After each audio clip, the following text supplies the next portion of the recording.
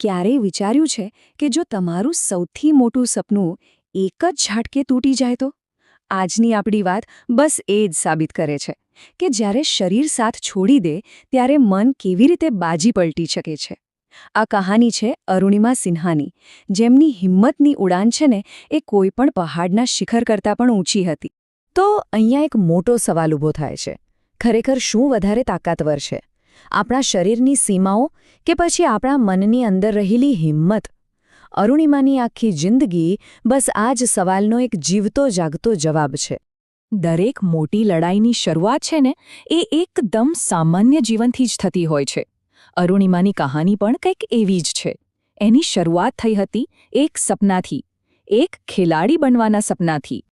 જુઓ, અરુણિમા સિન્હા કોઈ આમ સામાન્ય છોકરી નહોતી. એ તો નેશનલ લેવલની વોલીબોલ પ્લેયર હતી. એના જીવનમાં જબરજસ્ત ઉત્સાહ હતો, જોશ હતો અને હા, દેશ માટે રમવાનું એક મોટું સપનું હતું. પણ પછી આવ્યું વર્ષ 2011. એક એવું વર્ષ જેણે એના જીવનની આખી દિશા જ બદલી નાખી, હંમેશા માટે. એકદમ ભયાનક રાત હતી. ટ્રેનમાં મુસાફરી કરતી વખતે કેટલાક લૂંટારાઓએ તેને ચાલતી ટ્રેનમાંથી સીધી બહાર ફેંકી દીધી. આ ભયંકર અકસ્માતમાં અરુણિમાએ પોતાનો એક પગ કાયમ માટે ગુમાવી દીધો. જરા વિચારો, એક ખેલાડી જેની દુનિયા જેના પગ પર ટકેલી હોય, એના માટે આનાથી મોટી તકલીફ શું હોઈ શકે? જિંદગીના આ સૌથી અંધારા સમયમાં, મતલબ કે જ્યાં સારા લોકો હિંમત હારી જાય, બસ એ જગ્યાએથી અરુણિમાના એક નવા સંકલ્પનો જન્મ થયો. હોસ્પિટલના બેડ પર અસહ્ય દુખાવામાં અરુણિમા ટીવી પર એવરેસ્ટના દૃશ્યો જોઈ રહી હતી અને ત્યાં જ એણે એક એવો નિર્ણય લીધો જેની કોઈ કલ્પના પણ ન કરી શકે. એક પગ ગુમાવી દીધા પછી એણે નક્કી કર્યું કે એ દુનિયાનું સૌથી ઊંચું શિખર માઉન્ટ એવરેસ્ટ સર કરશે. માની શકો છો? પણ આ નિર્ણય સાંભળીને આજુબાજુના લોકોનું શું રિએક્શન હતું? લોકોએ તો એને મજાકમાં જોડાવી દીધી. કહ્યું કે આ તો પાગલપન છે. ડોક્ટરોને પણ શંકા હતી કે આ શક્ય બનશે. અને પરિવાર તો એના માટે ખૂબ જ ડરી ગયો હતો. ચારે બાજુથી બસ ના અને ના જ સંભળાતું હતું. આવા સમયે કોઈ શું કરી શકે, ખરું ને? પણ અરુણિમા જુદી માટીની બનેલી હતી. એણે આ સંકલ્પને હકીકતમાં બદલી બતાવ્યો. જુઓ, સપના જોવા તો સહેલા છે, પણ એને પૂરા કરવા માટેનો જે સંઘર્ષ છે ને, એની કહાની જ કંઈક અલગ હોય છે. એની આ આખી સફરના એમ સમજો કે 3 મોટા પડાવ હતા. પહેલું, પ્રોસ્થેટિક લેગ, એટલે કે કૃત્રિમ પગ સાથે ફરીથી ચાલતા શીખવાનું.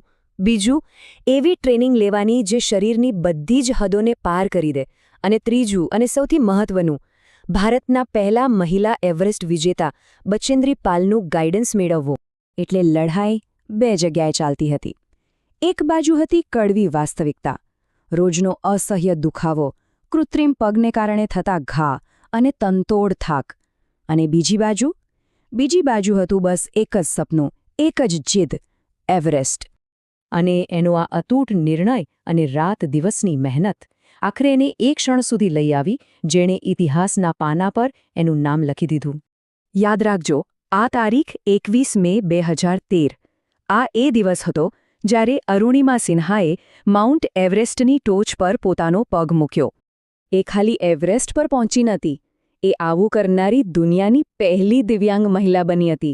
એણે આખી દુનિયાને બતાવી દીધું કે શરીરની મર્યાદાઓ તો બસ આપણા મગજમાં જ હોય છે, બીજે ક્યાંય નહીં. પણ સ્ટોરી અહીંયા પૂરી નથી થતી. અરુણિમા એવરેસ્ટ પર અટકી નહીં. હકીકતમાં એ તો એની હિંમતની એક નવી જ ઉડાણની શરૂઆત હતી. એવરેસ્ટ પછી તો એણે દુનિયાના 7 ખંડોના સૌથી ઊંચા શિખરો સર કરી લીધા. આજે લાખો કરોડો દિવ્યાંગ લોકો માટે એક જીવતી જાગતી પ્રેરણા છે. અને હા, એક મોટિવેશનલ સ્પીકર તરીકે પોતાની કહાની કહીને લોકોમાં હિંમત અને જોશ ભરે છે. તો અરુણિમાની જિંદગીમાંથી આપણને શું શીખવા મળે છે? ચાલો 3 મુખ્ય વાતો સમજીએ. પહેલી વાત, મુશ્કેલીઓ આપણને તોડવા માટે નથી આવતી, એ તો આપણને રોકવાનો પ્રયત્ન કરે છે, જેથી આપણે વધુ મજબૂત બનીએ. બીજી વાત, ભલે શરીર હાર માની લે, પણ મન ક્યારે ન હારવું જોઈએ. અને ત્રીજી અને સૌથી અગત્યની વાત, સપના પૂરા કરવા માટે હિંમતની જરૂર પડે છે, બહાનાની નહીં. અને છેલ્લે અરુણિમાના પોતાના જ શબ્દોમાં કહીએ તો, જો મનમાં વિશ્વાસ હોય તો કોઈ પણ શિખર અશક્ય નથી.